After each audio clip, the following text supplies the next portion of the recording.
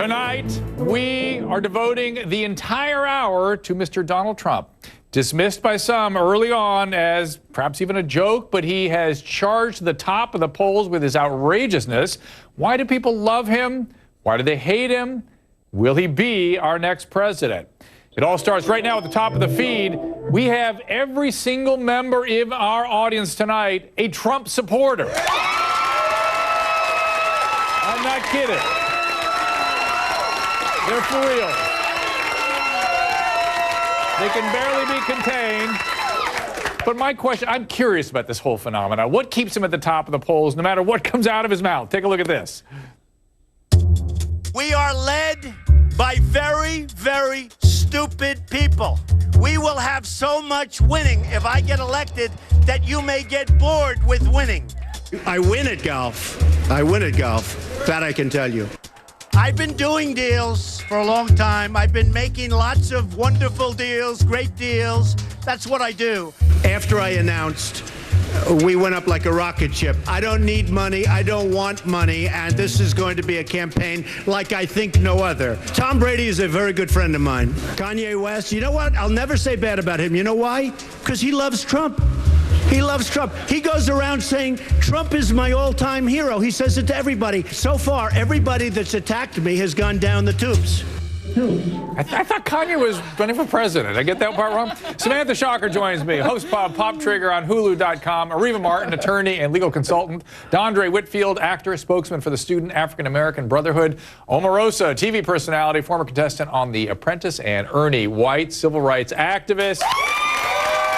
So, Areva, we have organized this room in such a way that the panel is outnumbered, but I'm going to give you first up here. Make sense of all this for me. You know, I've been saying all along that Donald Trump is a huge brand. He's a media personality. So, of course, he's going to soak up all the media because that's what he That's what he does best. Now, running for president and being a policy guy, he's just proven he can't do it. He can't do it. He's going down. He's going down.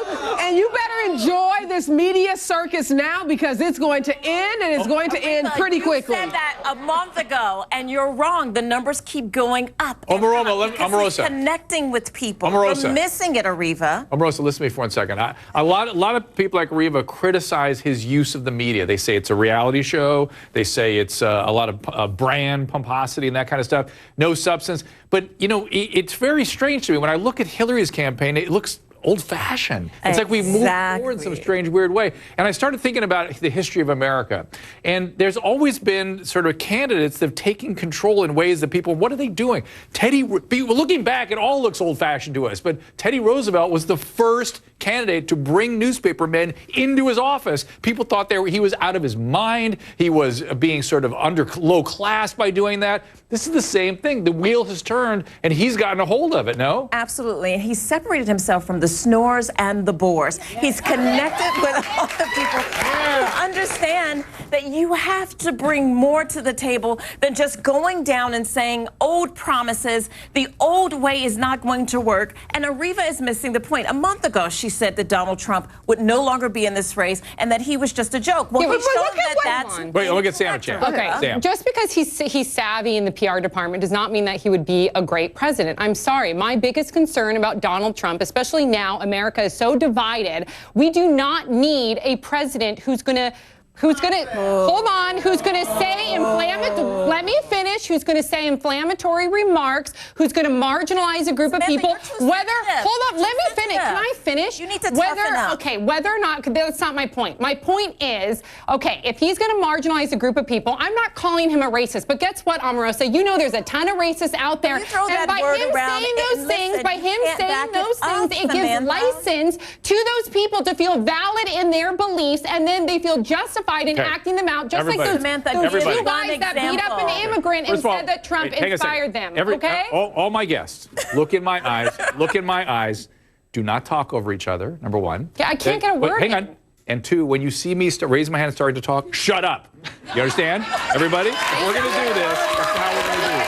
Okay? Otherwise, we will not be able to get through this. These guys will not let me get through this night. I know how they're going to be once they get the mic, and you too, okay? I'm going to give you a chance. When you see me I'm about to speak, you shut up. Okay, all right, here we go. Go ahead. I disagree.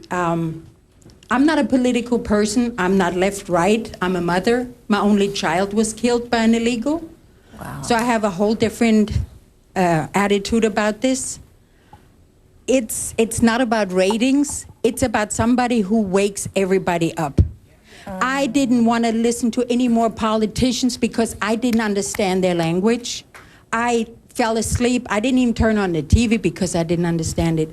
But when Donald Trump spoke up about illegal crime, I screamed at home because for 3 years, since my son was killed, I've been trying to bring awareness to that, and nobody listened. So he didn't just come in as a little snowflake. He came in at like an avalanche and opened that door. Can I respond? Yeah. First and foremost, I am so sorry that you've had to endure that. I cannot imagine, and my deepest sympathies.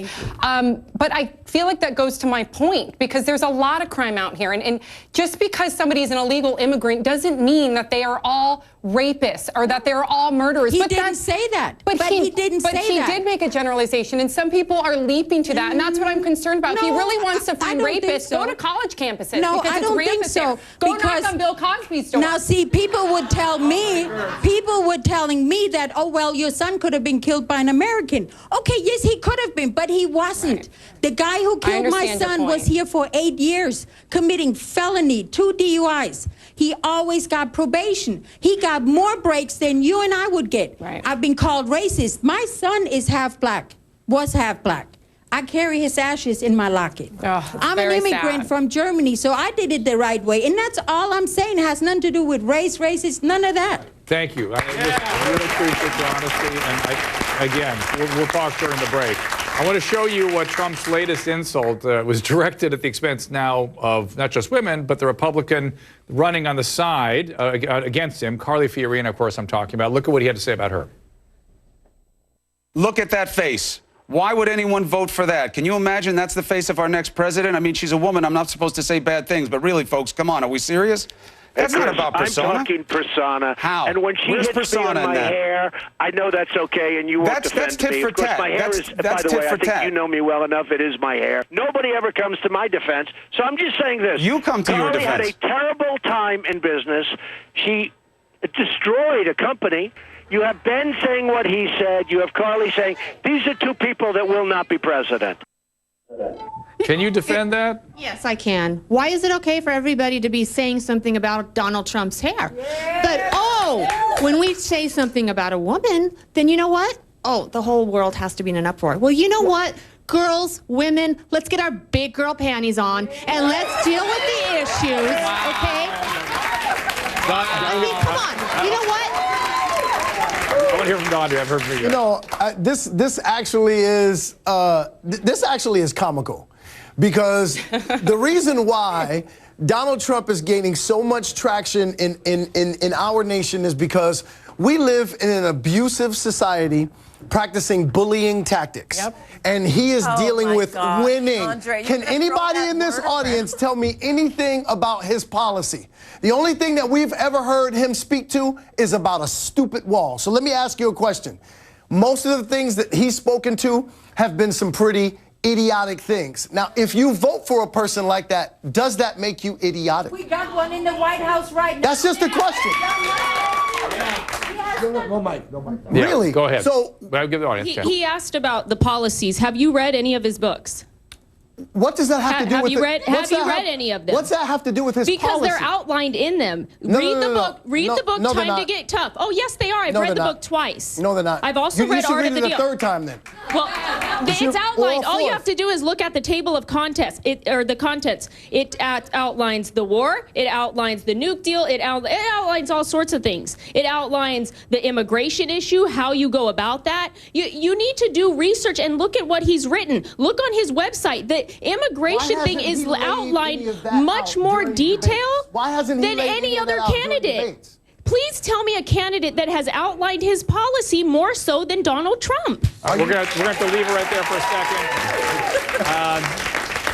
Wow. You know, there's more on this and more on all of this. I'm a little verklempt, so to say. We'll get right back to this.